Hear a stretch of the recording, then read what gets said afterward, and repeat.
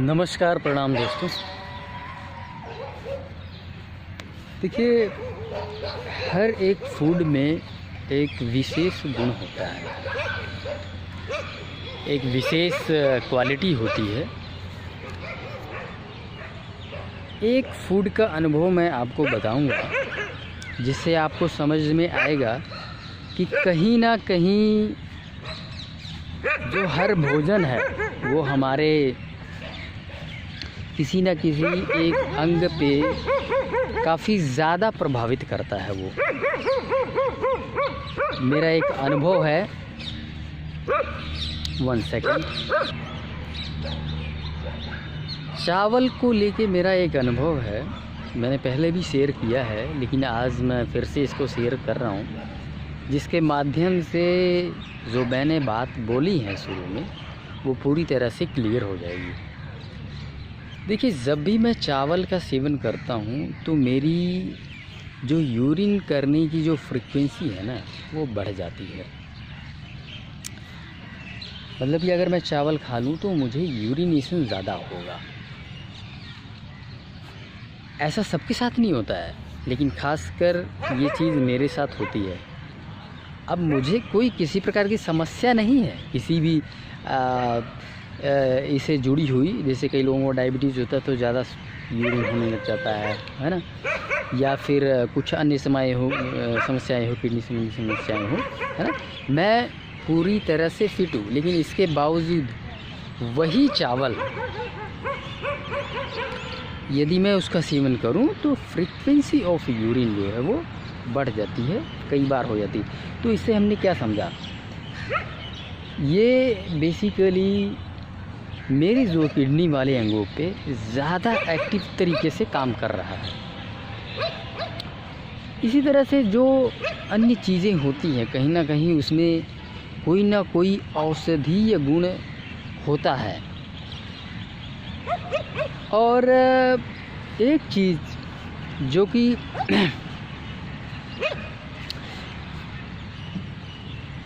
हमेशा हमें जो है एक जैसा ही भोजन नहीं करना चाहिए। कहीं ना कहीं ये चीज़ भी उसमें कंट्रीब्यूट कर रहा है।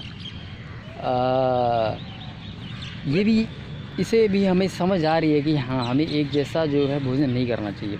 जैसे कि अगर मैं इसी की बात करूं, अगर मैं लगातार कंटिन्यूसली चावल का सेवन करूं तो मुझे यूरिनेशन ज़्यादा होगा, और होता भी था। सच कहूं तो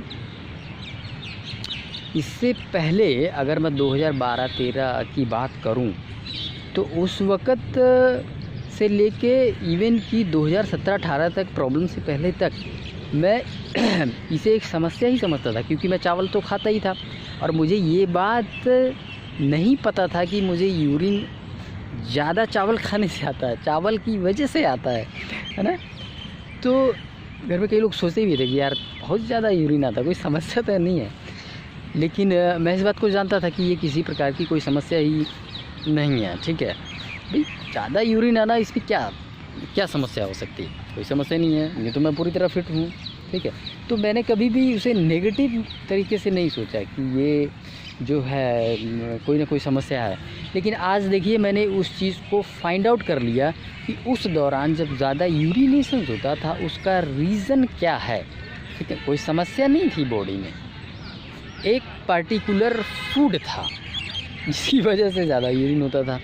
अब क्योंकि आज की तारीख में मैं चावल नहीं खाता हूँ, गेहूं की रोटी नहीं खाता हूँ, ठीक है, दालें भी नहीं खाता हूँ। अब जब पुनः मैं जिस दिन चावल खाता हूँ तो वो चीज़ मुझे समझ आ जाती है कि ओ यस, ये वो चीज़ है जिसकी वजह से मुझे उस वक्त यूरिन ज़्यादा हुआ करता था। ठीक है, तो जो चीज़ें हैं, हम लोग जो चीज़ें खा रहे हैं डेली बेसिस पे, और साल के 365 दिन उनमें हमें बदलाव करना चाहिए। तो ये हमारे पास बहुत सारे अनाज हैं। मैं मिलेट्स की बात करूं तो अकेले मिलेट्स ही हमारे पास 5 प्रकार के मिलेट्स हैं। ठीक है, अगर आप उसे ही रोटेट करके खाएं तो वो आपके 5 दिन निकाल देते हैं। इसके अलावा यदि आप ठीक हो चुके हैं, ठीक है, अभी कोई समस्या नहीं है, आप डाइट करके मिलेट्स खा के फल और सलाद खा के आप ठीक हो चुके हैं, तो इनफैक्ट आप इसमें चावल भी ऐड कर सकते हैं। ठीक है, मान लीजिए 5 दिन मिलेट्स का हो गया, 1 दिन चावल का हो गया, यहाँ तक कि आप गेहूं की रोटी भी इसमें शामिल कर सकते हैं। इसके अलावा देखिए 5 प्रकार के मिलेट्स तो जो मैं बता रहा हूँ वो तो है ही, लेकिन इसके अलावा 3-4 मिलेट्स और भी है जिसे हम यदि पूरी तरह से ठीक हो जाएं, फिट हो जाएं, तो अपनी डाइट में शामिल कर सकते हैं, जो कि मैं खुद स्वयं अभी इस नेक्स्ट मंथ से इसका एक्सपेरिमेंट करने वाला हूँ, उन मिलेट्स को भी शामिल करने वाला हूँ। यहाँ तक कि मैंने एक और चीज़ विचार किया है कि अब इनकी रोटियाँ भी जो है मैं अपनी डाइट में इंट्रोड्यूस करूँगा, जैसे कि जौ की रोटी होगी, बाजरे की रोटी हो गई, ठीक है, यहाँ तक कि इसका भी आटा मिल जाता है,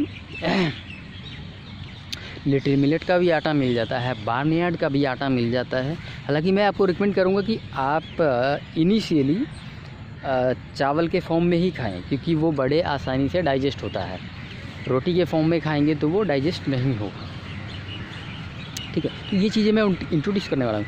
अब इसमें ही देख लीजिए, आप अगर इन सब को मिलाएंगे तो तकरीबन 10-11 वैरायटीज़ बन जाएंगी। ठीक है, और एक एक दिन करके अगर इन सब को खाते हैं तो 10-11 दिन बन जाता है।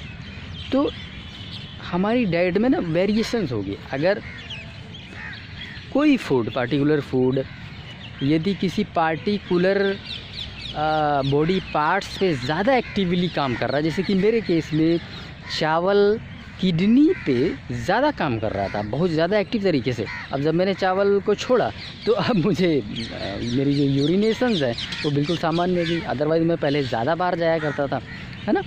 तो इसी तरह से अगर कोई पार्टिकुलर फूड किसी particular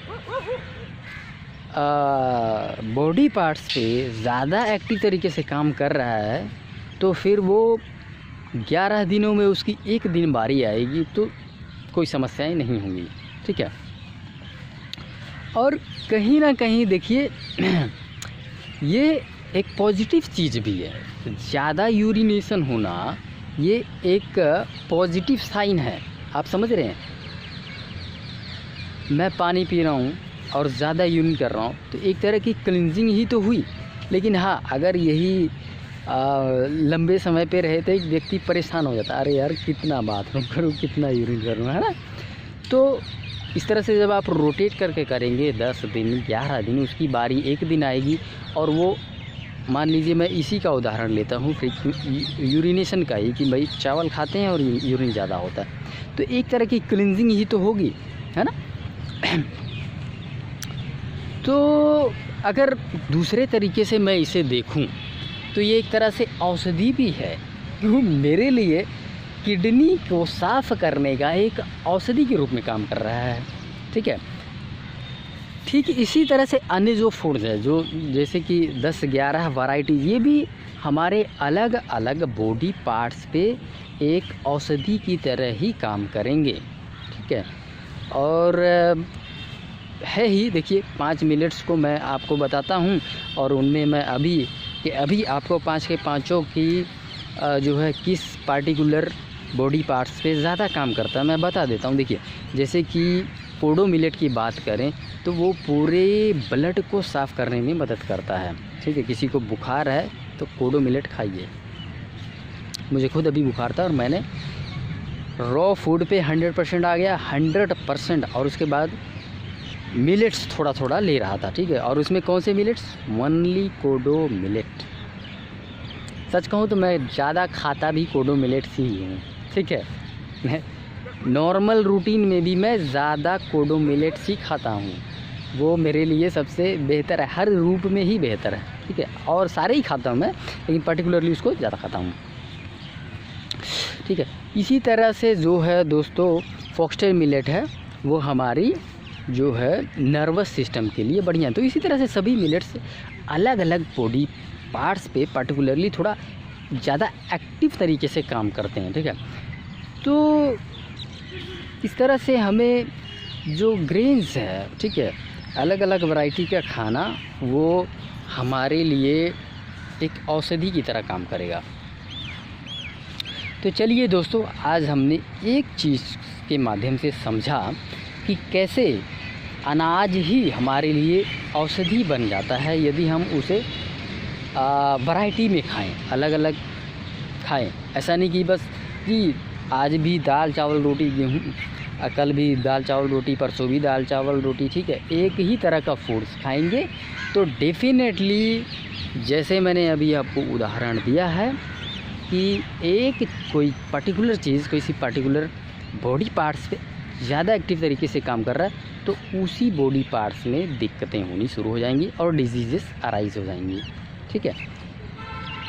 that is why variation ज़रूरी है, दैट इज़ वाई अलग अलग चीज़ों को खाना ज़रूरी है, दैट इज़ वाई हमें पूरे साल में एक जैसा भोजन नहीं करना है, हमें अपने डाइट को सीज़न के अनुसार चेंज करते जाना है, ये रीज़न है, ठीक है। इसी तरह से आप फिट रह पाएंगे और इसी चीज़ को मैं पिछला 2.5 वर्षों से कर रहा हूँ, दैट इज़ वाई मैं फ़िट हूँ, आप समझ रहे हैं, इसीलिए मैं फ़िट हूँ। सिर्फ रीज़न ये नहीं है कि मैं फल खा रहा हूँ, पूरा पूरा दिन सलाद खा रहा हूँ, मिलेट्स खा रहा हूँ, ठीक है, मैं वेरिएशंस भी लाना हूँ उसमें। देखिए कई चीज़ें मैंने इंट्रोड्यूस भी की है अपनी डाइट में, जैसे कि ऑर्गेनिक पीनट्स की बात करें, ठीक है, तो उसको भी मैंने जो है अपनी डाइट में इंट्रोड्यूस किया।